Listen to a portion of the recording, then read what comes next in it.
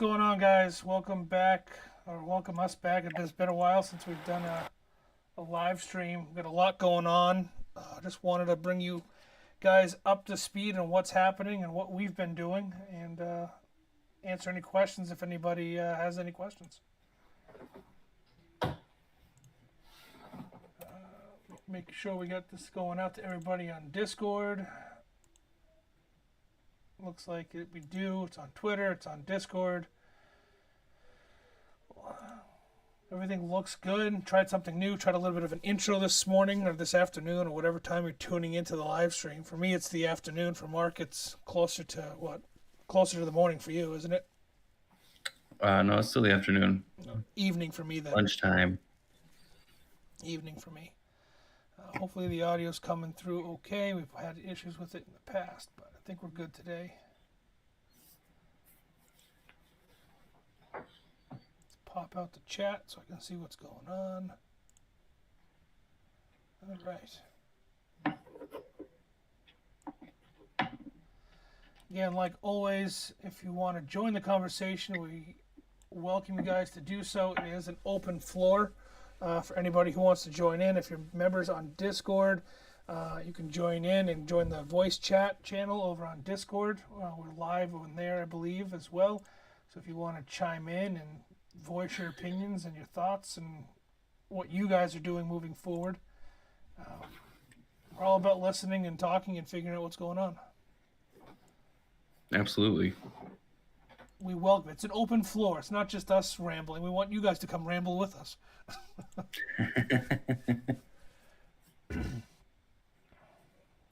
I've been busy working at the new castle. It's a blank slate. It's an open floor plan, as you guys may have seen in some of the videos. We're trying to be more active on social medias, whether it be Instagram and Twitter, and here on YouTube, just to kind of let you guys know what we have going on. We got one little build out. It's a temporary build out. It is up and running. It does have limited power, but it is running.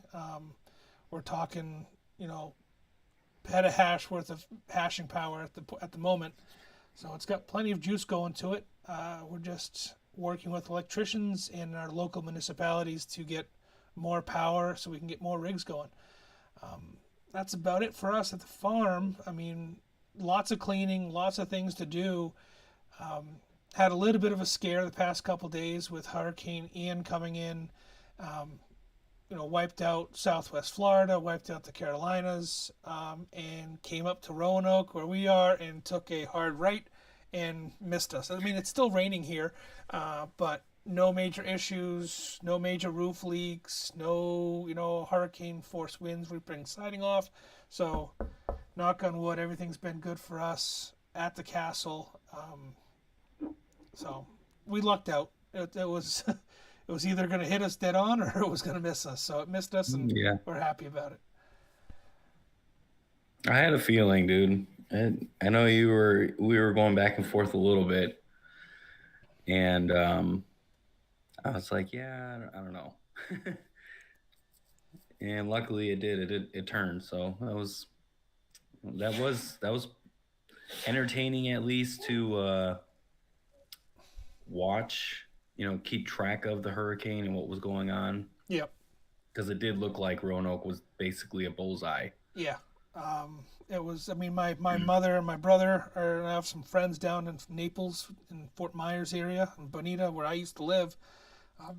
And it just got wiped out. Like, my old house is underwater. I'm glad I Jeez. moved when I did. Fort Myers Beach, hot place for spring break, is gone. Sanibel Island, gone. You can't even get to Sanibel Island. They're Coast Guard's pulling people out because they're stranded. There's no more causeway to get there. So it hit Southwest Florida pretty bad, and we thought it was going to head straight towards us, but we lucked out. Lucked out big time. I was worried. I mean, I've gone through a couple hurricanes in the past, and I was, it's not necessarily the one, one issue or the other. It's not just the wind. It's not just the water. It's the combination of the both that does the most damage. Yeah. You can survive rain. If it rains for a couple days, you have time, you can prep, for flooding and everything else. But when you mix in wind with it and you start having, internal pressures in a building and the roof pops off, or you have tornadoes, things get crazy and out of hand. So I'm glad it didn't escalate to that and hit us like it did the Well, that's, Carolinas. I was telling you, I was like, man, I'm more concerned about the roof than I am like all the rain coming down. Yeah, yeah. And Considering we're luckily, supposed to have a new roof, yeah, new to basically us new roof. roofing.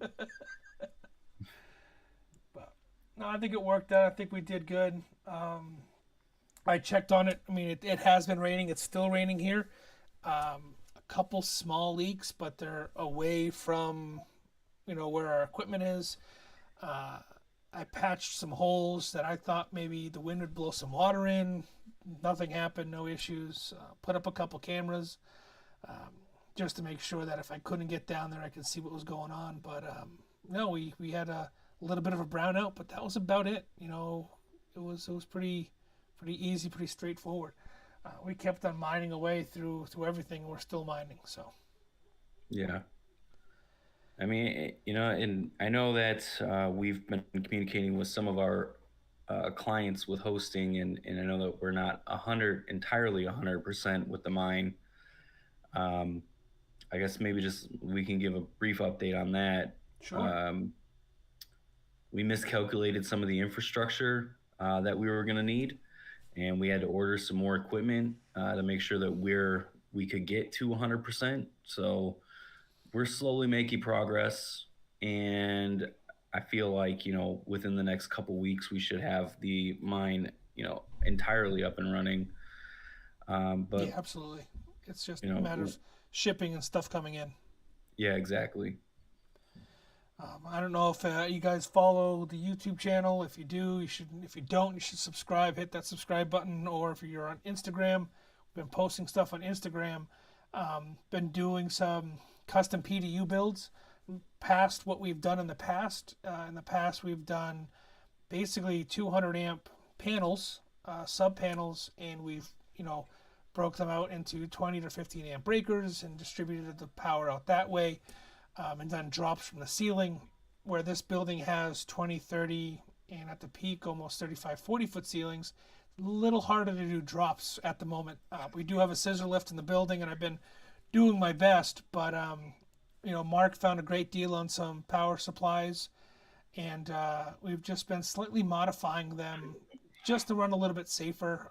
We cracked them open with our electrician, and didn't really like how they looked wiring wise and how they were set up. So we made some changes, and hopefully we'll have that installed along with 4 others or 3 others that we have coming in. So again, it's just logistics and everything else, trying to get shipping and crap all in here. Um, Yeah. but we're staying on top of it for you guys, making sure that we can get everything up and going ASAP. So, any questions about the power supplies? I know that saw a couple people commented on the videos asking about those, or They're asking about what we're doing. PDUs. They're not power supplies. Yeah, sorry, PDUs, not PSU.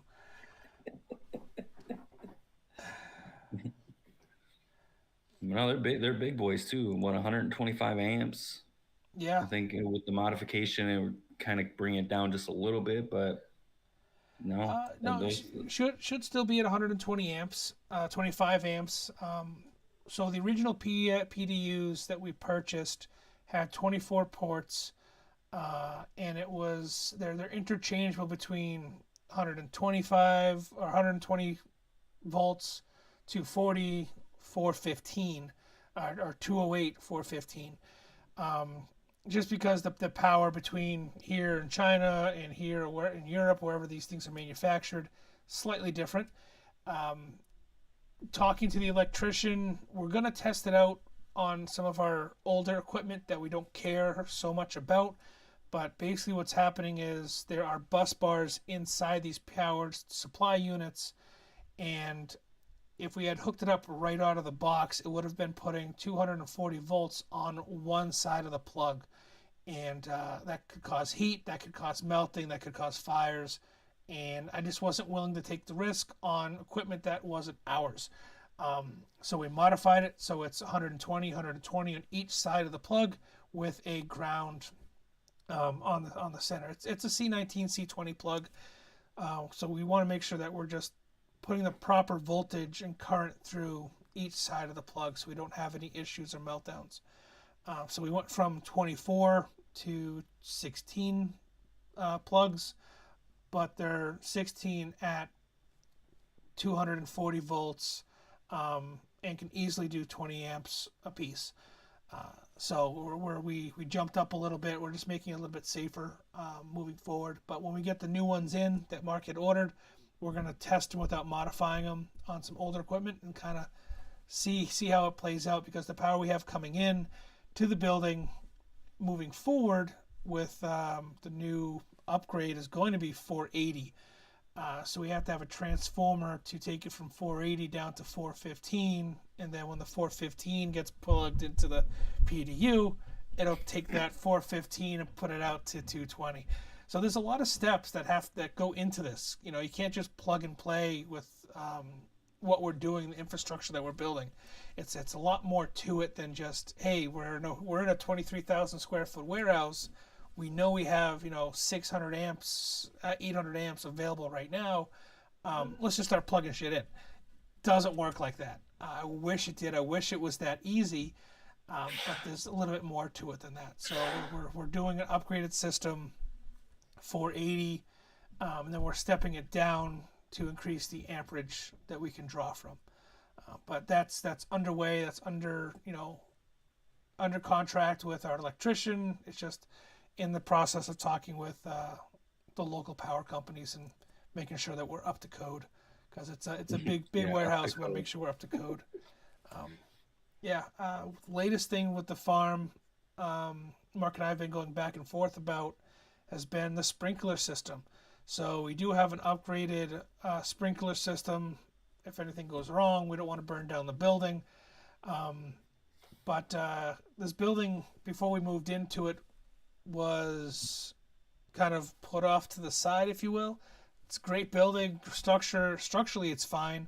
But because the water was off last winter, and we had a very cold winter here in Virginia, some of the major pipelines broke. So they're having to dig up some of those older pipelines that either a plow truck damaged or something and get those replaced. So we have to get that done before we can do the electrical. But everything is working. Everything is, people are there working every day when I'm working there every day. So we're moving. It's not like it's just stand still for us. We're moving and grooving, trying to get things done. Yeah, definitely. Switching over machines and algorithms, right? Yeah, in a minute. We did get one question. Do we have a video showing how modified the PDUs? I do not, but I can put one together for you, Andrew. Again, it wasn't a crazy modification. The way that they're wired, it was, 240 volts or whatever main power you have coming in going to one side of these plugs, and we just modified the bus bar so it split the power between both sides of the plug, 120 and 120, giving you that 240 that you need for the more efficient mining setup. But to do that, I had to lose 8 plugs off the bottom of the PDU. So these are aluminum extruded PDUs. So I just basically took my chop saw, went right through it, and Mark's laughing about it now, but I can, if we were in the same state at the same room, I'm sure he'd be kicking me under the table for hacking apart a brand new PDU. But it needed to be done. It looks all said and done when we put it together. It looks like that's how it came out of the box. It looks fine.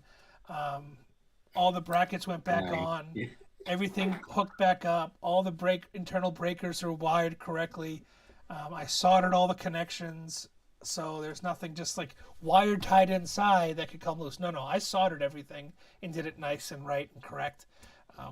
Because when you're pushing this kind of amperage and power, there's a lot of heat that people forget about. Not just heat coming off your machines, but heat coming out of your plugs. We experienced that in our last farm when we were melting plugs. because Yeah, we're melting 50 amp plugs. yes, So it'll pull the, the machines will pull the power, and the plugs will let the power flow through, but the components that make up the plug can't handle that kind of heat, and it melts around the metal components, and then you start having fires. So we want to avoid that moving forward. We're going to be doing multiple drops for this new setup. For each pod that we build in this building, um, we're going to be doing multiple drops to make sure that we reduce the amount of electrical resistance heat or bypass heat that we're getting. Keywords, we got to resistance, bypass, drops. a lot of converting, dude. It's, I mean, starting from the ground up, neither me, myself, or John are not electricians, but as anybody that does this, they get into crypto mining, you realize how you have to start to learn electricity, calculating and load balancing, and so we're learning as we're going. We've partnered up with an electrician, as John has been saying, and he's guiding us through a lot of the more complicated electrical stuff. But yeah, it's, we don't expect or plan for certain things, and we're pivoting constantly to continue the journey. Yeah, yeah, it's a constant pivot and load balance for the farm right now, but we'll get there. Big thing is, we've been undergoing a lot of changes for a lot of our GPU rigs after the merge. So that's kind of Mark's expertise. If you want to, Mark, you want to talk about what we're mining and what we're kind of stacking up right now. I mean, honestly, nothing. But no, we are helping the Ergo platform with the rigs that we have for the mine, trying to get through these last epochs, so the algorithm itself can balance out, and Ergo can get back to doing what Ergo does best, and working on their infrastructure and their ecosystem. So we are currently with GPU wise, mining at a loss. I am trying to get a couple of our GPU rigs, but not having getting a few errors within Hive and the miners to get back into Ravencoin.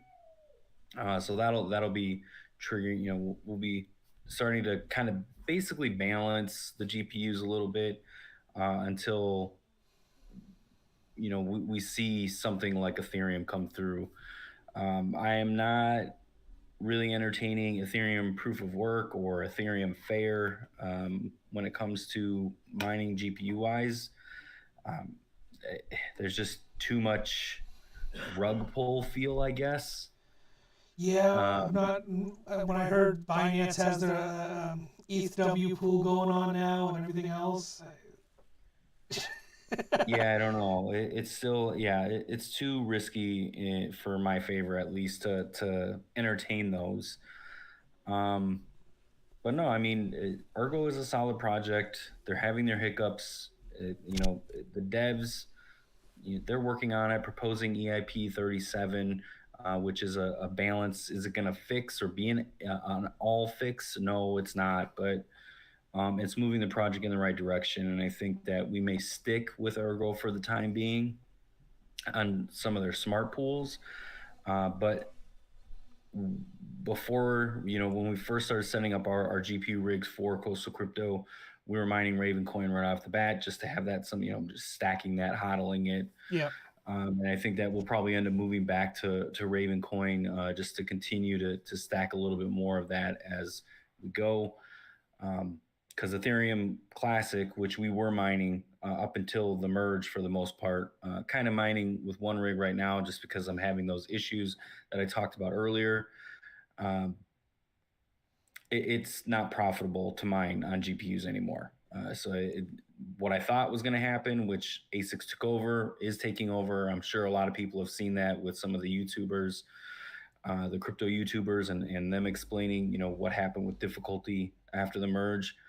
Um, but it's still a solid project. It's just it's not feasible GPU mining wise. Yeah.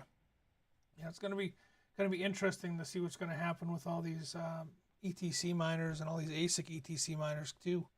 You know, all these people dumping all this money trying to get into mining because they thought ETC was going to take off, and you have all these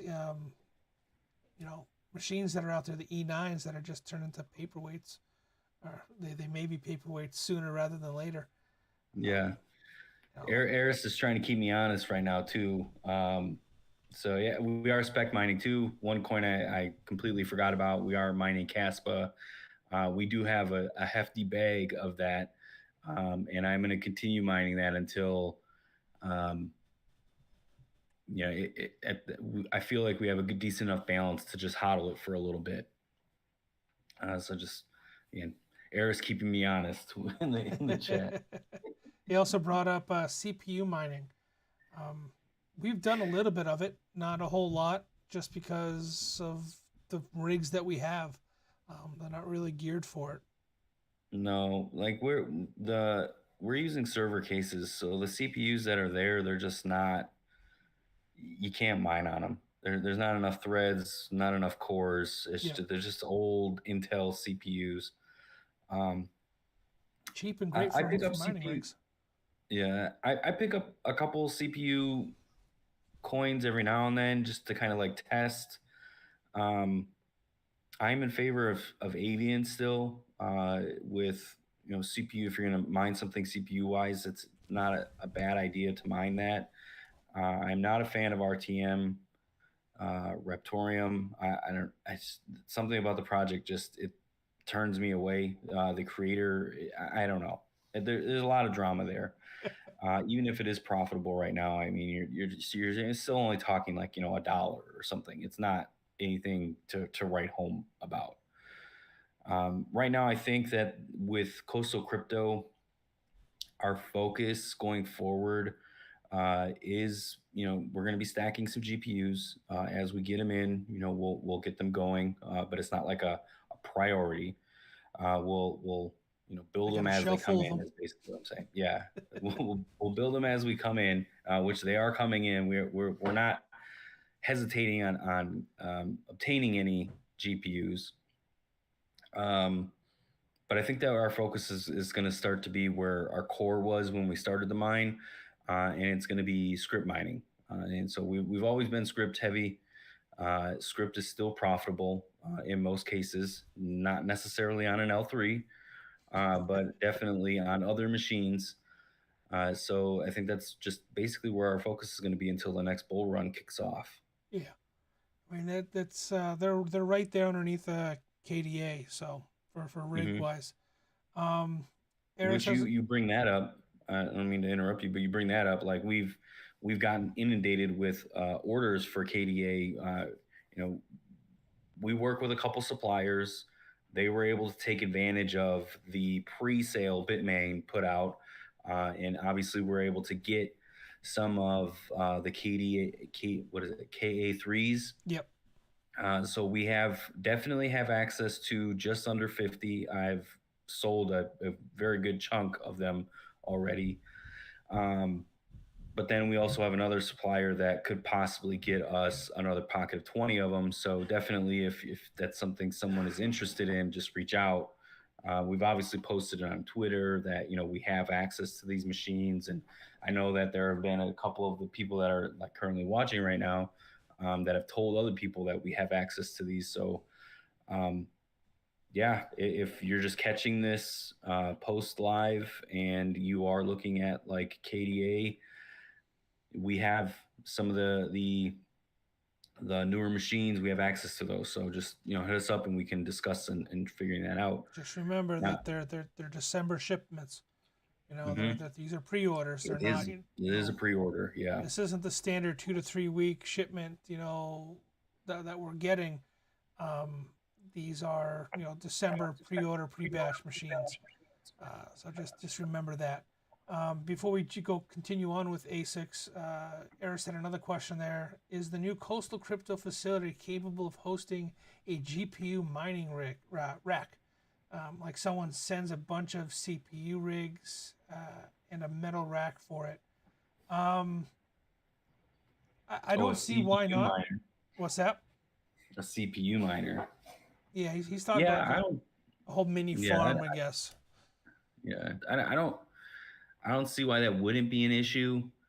Um, on our end, I think that I would want to restrict that to just our current clients, though, because CPU mining, you're only talking, 300 watts per CPU when you're actually mining. So the power, if we were to do it for someone new, it would have to be a lot.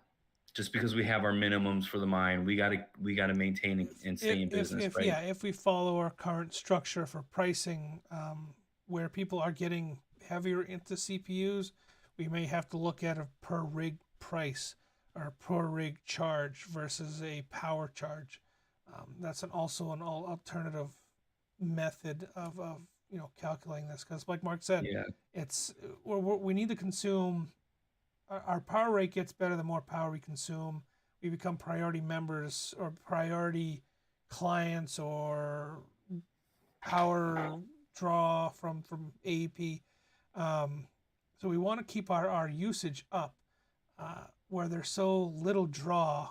Um, I'm not opposed to turning down clients. I'm not opposed to turning down, hosting and helping people yeah, out, but it may be more of a charge per rig versus charge per kilowatt hour. yeah. Just off I the top of mean, my head, this is not something Mark and I have ever talked about. It's just we're spitballing here live, just to kind of give you guys a head. That's how we operate. But yeah, not. I think we could figure something out. But like Mark said, it's definitely a conversation we'd have to have with that individual. How many rigs are going in? How much power? That kind of thing. Um, yeah. Because, like I said, if it's someone new, like I don't know if it's enough power to make it worth our while. But if it's a current client, you're already consuming a decent amount. Like just throwing it in, building that rack and setting that up would just be icing on the cake for somebody that's already mining with us. yeah. So, I'm gonna block out our faces here for a quick second, and I know it's not your favorite site because they've yet to list us on there. Um, eh, but I'm gonna pull up. Oh, what happened here? I think I accidentally kicked Mark out of the chat. Give me 1 second, guys. Leave this on the screen. Oh, I'm already getting yelled at. You left Google. Yeah, I'm fixing it, Mark. Hold on, I'm coming. I'm coming.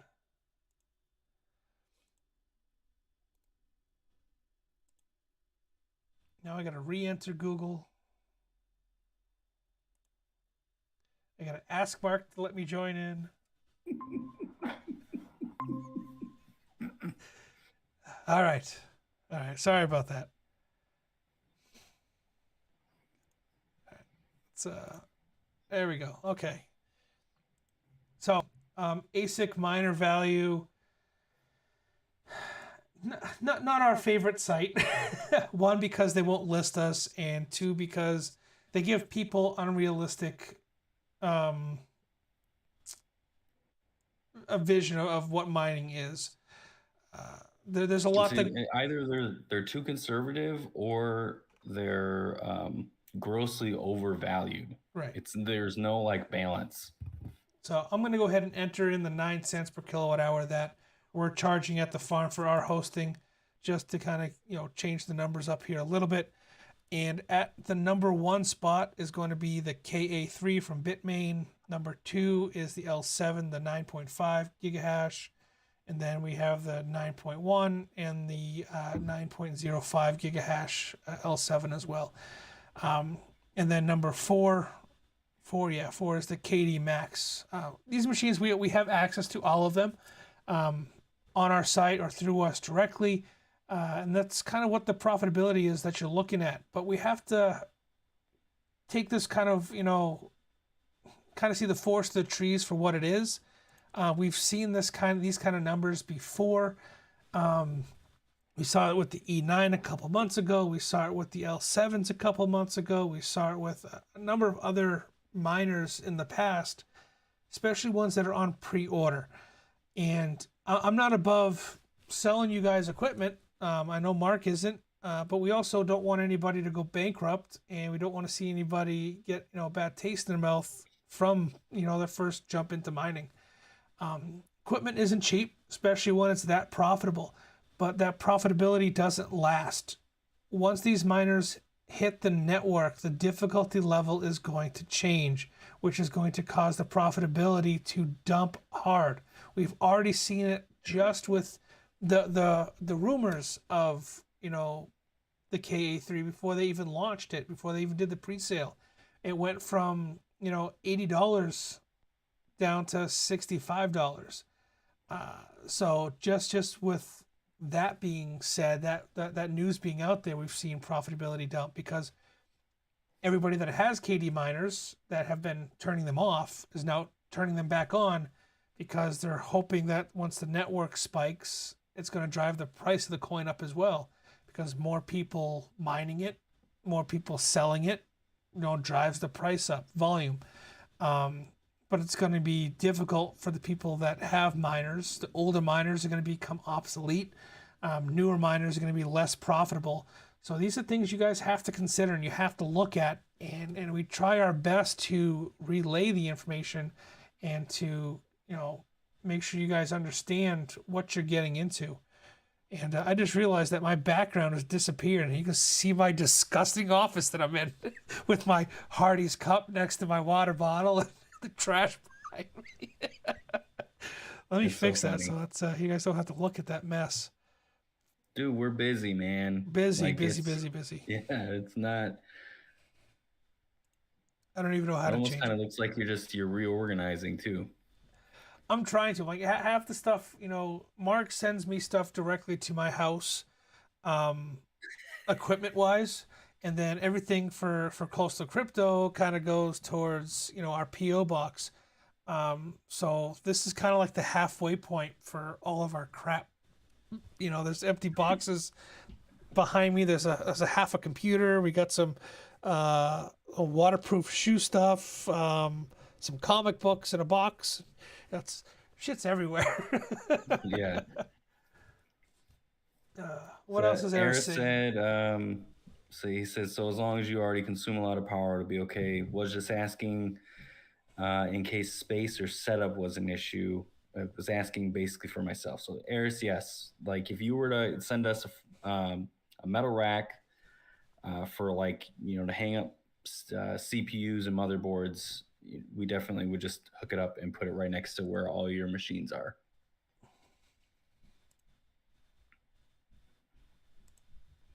There, I fixed my back. It was bothering me. I had to fix it. To jump back though to what you were saying with like difficulty and how KDA, like we expect difficulty to really spike after these machines start to hit the network. Anybody that's not new but maybe haven't experienced this yet,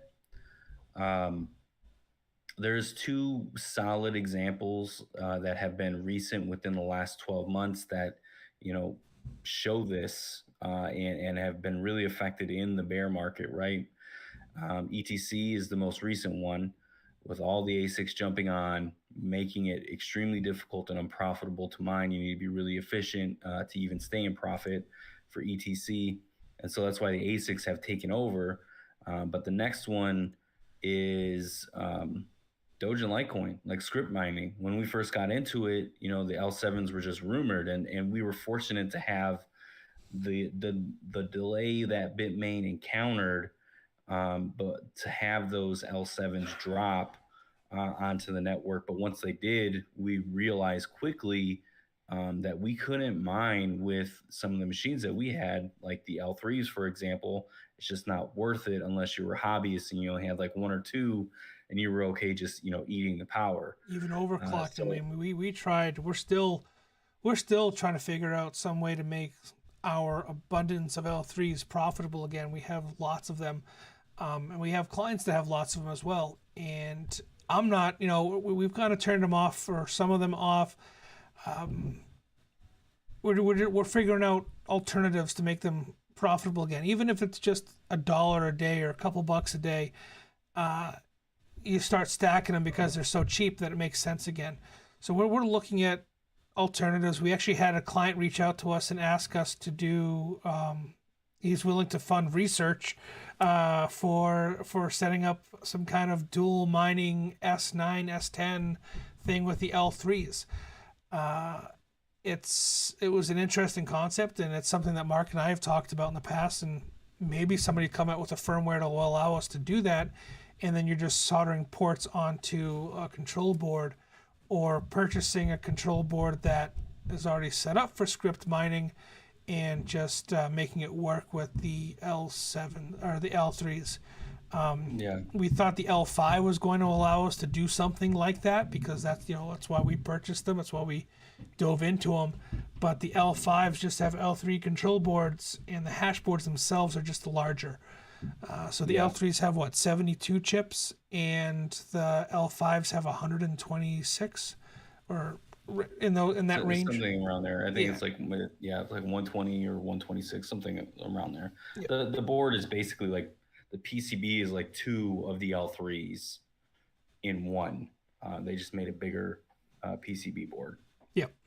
But that's the thing too. Like we had really high hopes for the L5. Like we got a couple and they were running great, and then they weren't. And so, we tried troubleshooting. We sent one to somebody that works on hash boards, and he couldn't figure it out. They're just. It's not that he couldn't figure it out. They were junk. Yeah. Used and abused. Yeah. But we're always looking. We're always trying to try new alternatives, because we understand that not everybody has 10 grand lying around for the latest and greatest equipment, or 20 grand in some cases. So we're working with suppliers, we're working with repair companies, and we're trying to work with your budget. If you are new to Coastal Crypto and what we're doing and what we're about, we're here to help. We're not necessarily. I mean, we have to keep the lights on, but we want to work with you. And we want to help. When you reach out to us on the website, it's Mark or myself. Hey guys, I want to start mining. Okay, what's your budget? Where are you looking to go? What kind of coins do you want? These are the questions we're asking to make sure that we can, help facilitate your needs. We just, we have a gentleman that we've been working with, and Mark's been working closely with, trying to, help set him up and get him going. And that may be us saying, hey, look, you may not want, in this equipment may be more expensive, but we've had bad luck with it. Not just from our supplier, but overall, it's just a crap product from the manufacturer. This one's cheaper, go this route. And, not too often you find a company that'll do that for you. We're underselling where we're selling you a cheaper product because we know the more expensive one is crap. So we're here to help. We're here to work with you. Do you have any miners off the top of your head that you can think of that are kind of fit that boat for high price but shit quality? The S17 is a perfect example. Like, it's way overpriced for what it is right now, and the machine, the hash boards are known constantly for just not working, not hashing. Constantly have to replace them, repair. Another machine, the A6, that machine is garbage. And in the bull run, it was going for almost $3,000 a pop. And that machine is just awful, awful in its entirety. People have been, they've been inquiring about the hash rate ratio with the L5. And I've been steering them away, and I've been like, hey man, it would be better, more beneficial for you to find a used X5, which we have access to also. We actually have inventory at the farm of those. Gold Shell just made a really efficient and desirable product competitor to the L3, and lo and behold, it actually is more of a competitor to the mid-tier, the L5 that was sold directly to a farm. So yeah, I mean, there are machines that are cheaper. They may not give the higher amounts of the hash rate, but they're efficient, and that's literally at the end of the day, that's what you're looking for. Yeah. Yeah. Efficiency. And the LT5 right now is cheap. Like I would be on that all day. LT5 like that. I mean, we have a good chunk of them at the farm. They're Yeah, good the machines. only thing that I see that goes wrong with some of these LT5s or the pros, um, there's a little cap resistor in the PSU that can cause. I mean, the machine still mines with this issue, but it keeps popping breakers.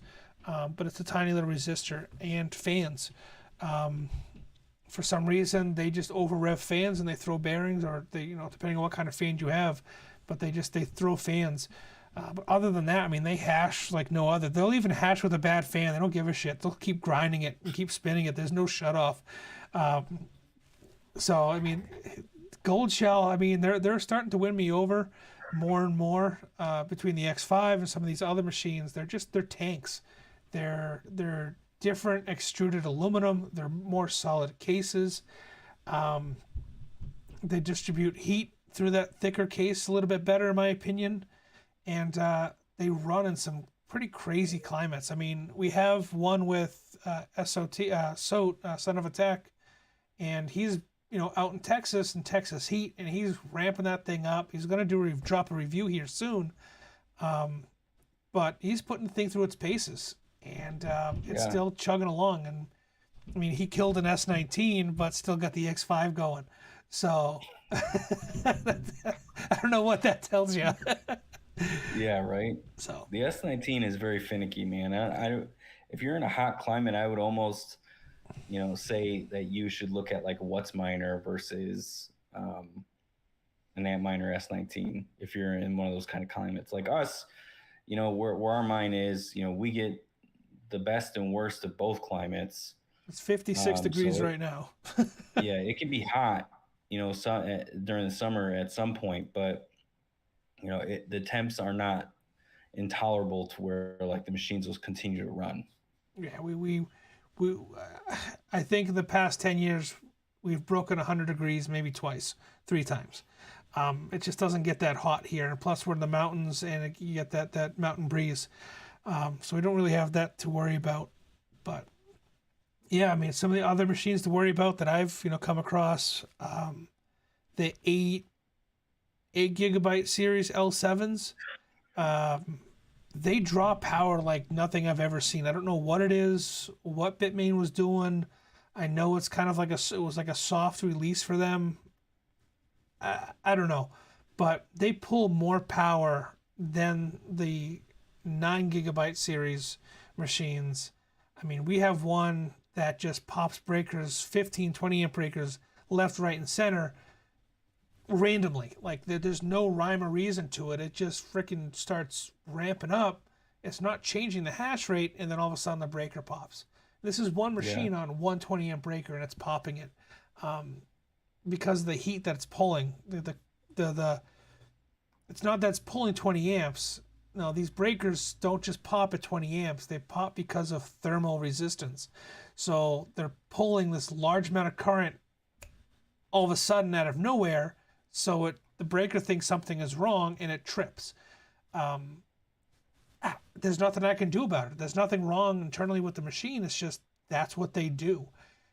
We have 3 of them right now that we're hosting for a client, and I've had to mess with settings to keep them cool and move them around the farm so they don't pop breakers, because I don't know what it is with these machines. They just they were I think it was just Bitmain's attempt to get something out, and something's wrong with the power supply or the settings. Even with updated firmware, that still happens. So I don't know. Just be careful.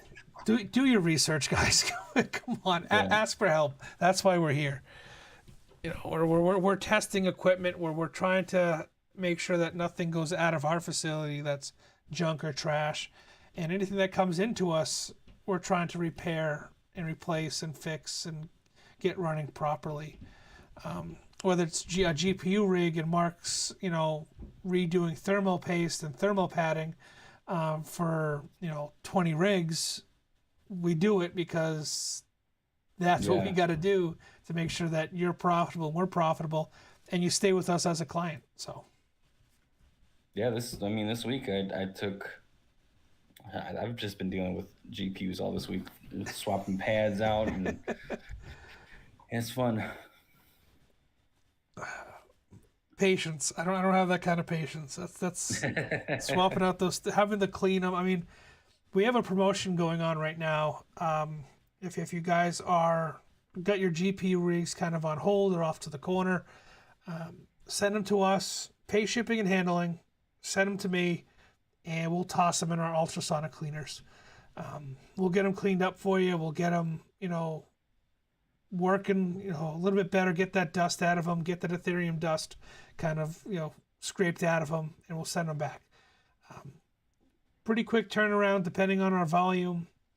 It takes me, an hour to a couple hours to clean them, and then a couple hours to dry in our heat room, and then they're back out to you. So if you're looking to get your GPUs cleaned, if you're looking to, do something with them or repurpose them or resell them, cleaning them is a pretty good option. And we're doing it for free right now. So it's a limited time offer as it stands. If it's popular, then we'll think about adding it to our accessory list or our list of services. But we Yeah. figured we try to help some people out, and we know cleaning is a pain in the butt. So more Yeah, than just blowing them out. we got to use that ultrasonic cleaner that we got. Yeah, we used it. We first got it. It was on every day, every hour. It didn't stop running, and it's just we've kind of it sits there. We use it when we have to use it, but people don't want to have their miners down for major cleaning. So this is a good opportunity while you're trying to figure out what to mine with your GPUs. Let's clean them out for you. Let's get them, back operational. We don't have any heat issues. As you're tuning these machines for other algorithms, temperatures can spike and cause fans to go out or, whatever it may be. Let's get some of that dust out of there so that doesn't happen. We don't start any fires, that kind of thing. So Yeah. we're not thermal pasting or thermal padding them for you, but we will clean them. So you will have to take care of that kind of stuff, but we'll at least get them sparkly clean for you. What else you got, Mark? We're still mining H&T. Yeah, we are. Yeah. We just got to pay out. Yeah. Those have come down in price dramatically. So, it's advantageous to plug them in.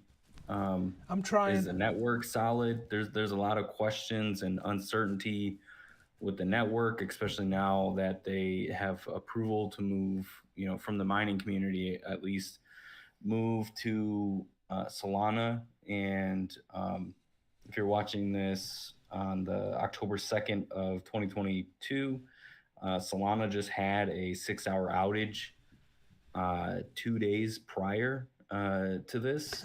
So is that going to affect H&T's network? Most definitely. So there's a lot of concern and uncertainty, but we're still mining it. They have since they cover their power easily with mining them. So we They just don't have draw them in some anything. solid They draw like, nothing. 32. I don't know. It's like 16 watts, if that. It's nothing. It's Yeah. 5 volts.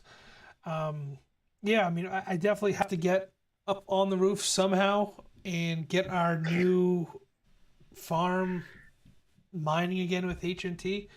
I tried to take a look today to see if I could get mounted on the outside through the inside. We have some vents in the very top peak of our warehouse, but the vents are just not big enough for me to fit my fat arms through to get the miner hooked up. And we don't want to put it on the inside because it's a giant steel structure and we wouldn't get any signal in and out. So, Yeah. we can set it up on the inside for now. I can stick it on one of the rafters, but I don't know how well it'll do. It's just not that high off the ground. So, It's honestly, it's not a priority. Like I was just saying, it covers what it produces in electricity. and anything above that is awesome. And then, all the uncertainty with the network, who knows? So it's not a priority, but I'm not hesitant to get another HNT miner and put it somewhere because they're cheap. They're easy to operate too. Once they're running, they're Yeah, running, which is nice. There's no real maintenance with them. exactly. Speaking of maintenance and monitoring, we're using a new. You like that segue? Come on, that was perfect. That was Yeah. just No, it was good. It was good. that was just It rolling was right off the good. top. So we're It's using a almost new like you run a service. YouTube channel and you do this regularly. I know it's amazing. I'm getting better at it every day. We had an intro of this video. It's amazing. No, but we were using a new. I mean, everybody can see our Google invite, so anybody can jump into this live stream right now. I just realized that, but sorry. Yeah, we're using a new monitoring service. We're paying for it. It's not like it's. We like Hive. We just had too many issues with it with Hive and hosting and making sure we're charging our clients appropriately. A lot of times, the majority of the time, all the time, we were taking a hit, and it just didn't Yeah, make sense for us yeah, to keep doing that. It would take us 2 days to calculate, what we were charging our clients, because we want to make sure that we charge them appropriately and accurately. And it was too much and too difficult with Hive. So we reached out to a number of companies and we picked a new one. Company, we're not sponsored by them at all. We're not, promoting them. We're just saying this is what we're testing right now. This is what we're utilizing at the moment. So far, knock on wood, it has been going relatively smoothly. Couple little yeah. I hiccups. mean, they have some API things that we need to work on, and they don't support every single miner. And it definitely, especially for GPU mining, it is not like a firmware or an operating system. No, It's this is more of strictly a a monitoring tool. software.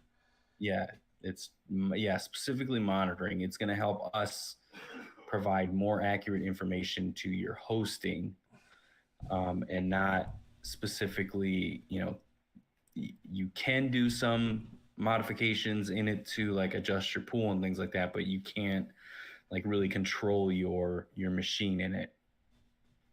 No, I didn't find a new setting where you can actually stop it when you get to a certain power consumption. You can actually turn your machines off. Say if you don't want to go over a certain limit, or if you're residential, and you're capped at a certain kilowatt per hour charge, you can actually stop it before it goes over that. Before you jump tiers and get charged more. So I did see that. That was pretty cool. But we're talking about this new software, this new monitoring service, and we've yet to say the name. We're just talking about it like we already told you guys. It's called Foreman. Foreman.nm. Is that what it is? Foreman.com. Yeah. We're paying for it. We pay for it per rig past a certain point. It is a little pricey in my opinion, but it's been beneficial. I like it. Just like Mark said, it's API integration for a lot of these rigs, and that's how they're pulling all the information and passing through some of these reboot commands and what have you. But Foreman has been nice to use. I've liked it. I like it so far. One of the best things that I've just recently started using. I can create tickets, especially now that we have a larger farm and we're building out the farm and we have more clients and more rigs. Number one, we can set a site map, so I know where the miners are on what wall and what area of the farm, which is awesome. But I can create tickets for a specific miner that has an issue. I can say that, this S19 has a bad fan and it's got an open ticket, so I don't forget and I can go back and check it. Or when we start growing to that point where we have employees doing maintenance on equipment and that are in-house checking on it, I can pull it up and I can see that, this miner has an issue and I can create a ticket, mark it as open, mark it as urgent, and it'll get taken care of, and it gets closed out, and a report gets sent to our client, or whoever's hosting with us. So I thought that was it's really geared towards boutique hosting services like ours that are scaling up. And when we get to that point where we are, 10 megawatts worth of power, we can contact them and say, hey, look, we need custom built software for our farm. And they do that as well. So right now we're paying for the service. It is the off the shelf service that we're using, and it's working well. And then we have the option to upgrade later on to a fully built coastal crypto mining monitoring system that they will build out for us. Yeah.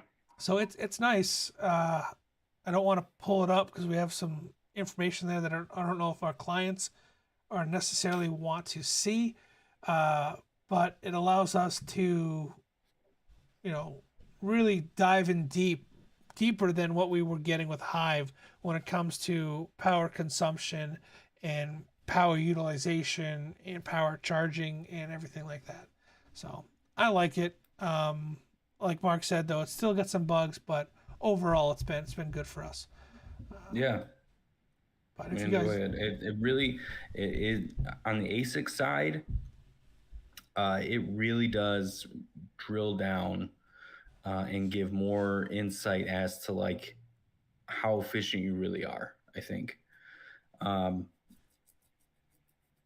and it also like it has trackers on what the current price of a current coin is, so you kind of get a feel of, okay, well, where is my actual profitability, so am I even efficient in that profitability? So and it spits out as reports. time goes on, yeah, as time goes on, we'll show a little bit more of it, but obviously you guys can go to their website, just Foreman, what do we Google? I don't know, whatever the website itself is called. Yeah, I think it's Foreman MN. Yeah, Foreman.mn. Um, Um, Spits out reports, which is cool. I mean, we get, so our client list, we'll get a report weekly and monthly.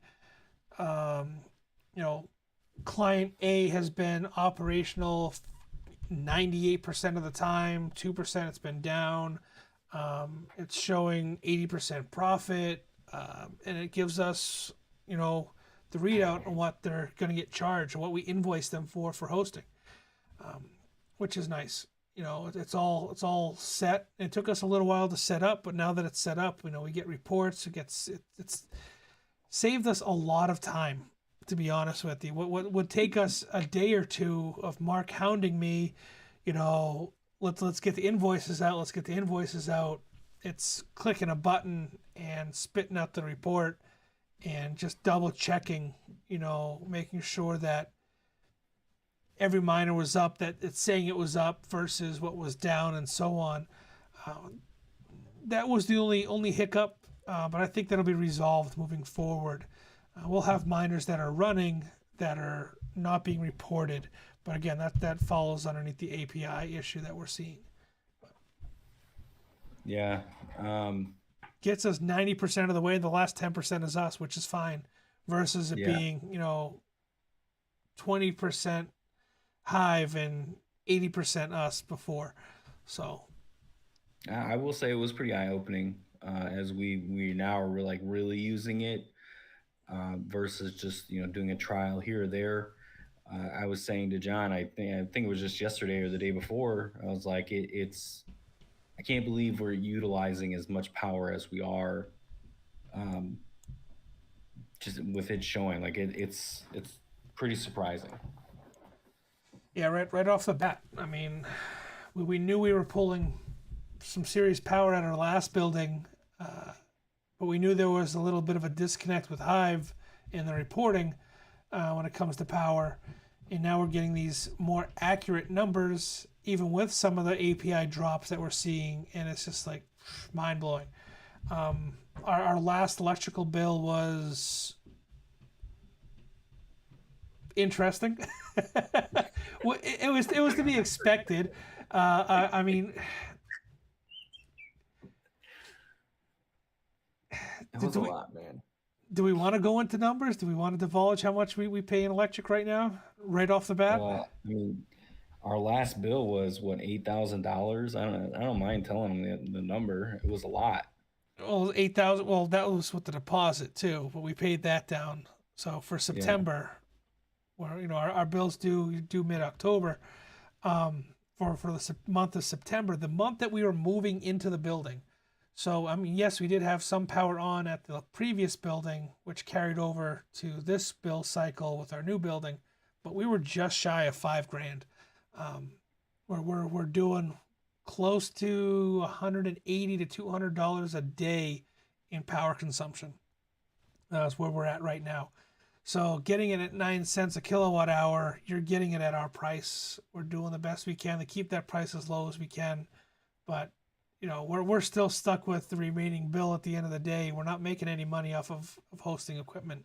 The goal with hosting equipment, and we talk about this all the time for you guys, is the more power we consume, the better rate we're going to get at the end of the day, and that's why we're hosting. We don't host to make money. We're not charging you per rig like some of these other rig guys are doing out there. $100 a rig, $120 a rig. No, we're charging you for what you consume. You don't want to run your machines, you don't have to run your machines. The contract still stands until you tell us to ship your equipment back to you. So yeah. We're reasonable. We work with you, but there's bills to pay. So just keep that in mind. We're still businessmen at the end of the day. As much as we want to help, and as much as we want to pay it forward, we still want to grow, and we want to be able to expand Coastal Crypto, because the more we can expand, the more we can give back. Kind of what it comes down to. I got nothing else. Do you have any other updates to the farm for Coastal Crypto? New equipment besides the KA3s? Prices are low. S19 prices Yeah. are No, low. we've just had our biggest dip in prices on our website. So definitely go check out the website. There are some GPUs that I've recently found that we have access to that are mining specific. Example would be like the 90HX. Prices are pretty decent, very competitive. Reach out to the website because we don't have them listed yet. We can get them, get them over to you. And but yeah, I mean, we're always interested in trying to find new things. Just had somebody reach out to us about an S7. I honestly thought this was the Bitmain heater model, which it wasn't. It's just an old ant miner. And even though we have access to them, I directed him to just go a different route, just because the age in which they were, it wasn't really cost effective for us to go through the process of getting them to somebody where he could just bought one for 30, 40, $50 on eBay. But yeah, I mean, check out the website. We got a lot of things. Hit us up if there's something specific you're looking for. I even said this on Son of a Tech's channel when I was on his show for his merge watch party. And we're here to help. So just hit us up. Yeah. Yeah, if you're looking for something, like Mark said, if you're looking for something specific, if you don't see what you're looking for, let us know. I mean, the app is basically glued to our hips. It's on our phone, so it dings, it goes off, you get us. Even if it's 12 o'clock at night, we do our best to stay on top of answering questions.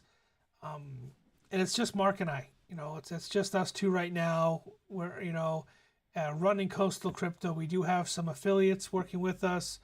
Aaron has been a great sales rep for us. So thank you, Aaron. Eris has been helping us out quite a bit as well. And we're just now linking up with another marketing group to try them out and see if that is beneficial to us as well. All the sales for Coastal Crypto for the website help build the facility out. That's mainly where our besides mining, We, like I said, we don't make money off of hosting, so it's whatever we can mine, and then whatever the sales profit is from the equipment, which isn't much. That's how we're building out our facility. So we have certain goals in mind. If there's something specific you're looking for, if it's a specific price range you're looking for, let us know. The site is just there as a means to get in contact with us to see what kind of stuff is available that is out there. So let us know. We can do custom invoices. You don't have to purchase through the website. You can purchase directly through us, and avoid some of those, pesky fees. Let us work with you. Let us help you out. We're here. We're available. Always here. I mean, another thing too, John kind of just said it, but like purchasing, is helping us build out the facility. But when you purchase with us, you're also helping out the crypto community, especially those that are broadcasting knowledge. Like we're literally, in this for the long run. So when you do purchase, you're using, whether it be an affiliate link or just directly through us, we are putting that back into the community too. So Yeah, just something to think about. we're trying our best to pay our affiliates more than our competitors are. I can guarantee you, we're not trying our best. We are literally paying our affiliates more than any of our closest competitors. I didn't want to put them on blast, but I mean, if you want to go there, no, I'm not. I'm not going to say who our competitors are. I'm pretty sure people can figure that out, but we're paying more than any of our competitors. So if you are looking for some type of affiliate, if you're a crypto YouTuber, hit us up and let's talk about doing an affiliate for us, because we are here to help the crypto community also. Right. Yeah, we're going on just over a year, or coming up to just over a year for us. And Mark and I have yet to pay ourselves out as business owners. Every dime that we've made, every cent, every little, fraction of a Bitcoin has gone back into building Coastal Crypto, and making it, what it is, and trying to improve upon it every single day. One of the next things I think we're really gearing up for, one, obviously the expansion of the farm, but on a, internet-based side of things, is we would really like to build our own pool. So if you have experience with that, if you have any knowledge of that, we have basic knowledge. We understand the fundamentals of it, but there are a lot of things that we'd like to talk about, and specific integrations that we'd like to put into the pool that we want to build. So we're always looking to partner up with somebody, or to talk with somebody that has experience with building cryptocurrency mining pools and payout systems, because that's really the next step for us. There's coins and projects that we really truly support and believe in, like Ergo, and getting them another pool, another node going for their system, and whatever it may be. So that's the next step for us when it comes to internet-based, side of things versus e-commerce and hosting side of things. So, look forward to that. If you have questions about that, make sure you comment down below, and reach out to us if you have experience with it, because we're always looking to network and to grow our community. The website has a great spot. If you want to become a member on the website, you can reach out to us there. There's a forum there that we're trying to build up outside of Discord. Discord is great. It's been a great platform for us. Mark and I use it on a daily basis to send files back and forth. We love Discord, but we know not everybody is Discord friendly, so we put together the membership area on our website directly. You log in, whether it's Google or you create a specific account, and gives you access to other clients and other members of the community that support Coastal Crypto, that you can reach out and talk to, and not just take our word for how awesome we are. You can ask them how awesome we are, and I'm sure they'll say the same thing.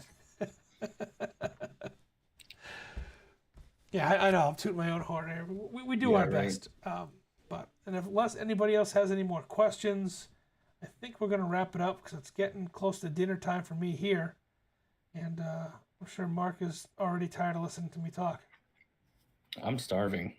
So you talk about dinner, I'm ready. I don't know. I mean, we went apple picking, so I'm waiting for my wife to make apple cider. That's my big, Ooh. woohoo. But yeah, I think we're wrapping it up. I think we're done. I don't see any more questions on Discord. It looks like Eris is the only one been chatting in our chat here. But I do read the comments, so comment down below if you have any questions or if you're catching a segment of this live stream. Mark and I will try to divide up the live stream and post videos so you guys can catch snippets of it instead of sitting here for an hour and a half just listening to us talk. You can break it. We'll try to break it down for you. So look forward to those drops. Those videos will be released in the next week or two once we've done editing them all out and we've broken them into reasonable chunks for you. So take it easy, guys. Appreciate you. Appreciate you, Mark. Always a pleasure. Yeah, it is. Adios.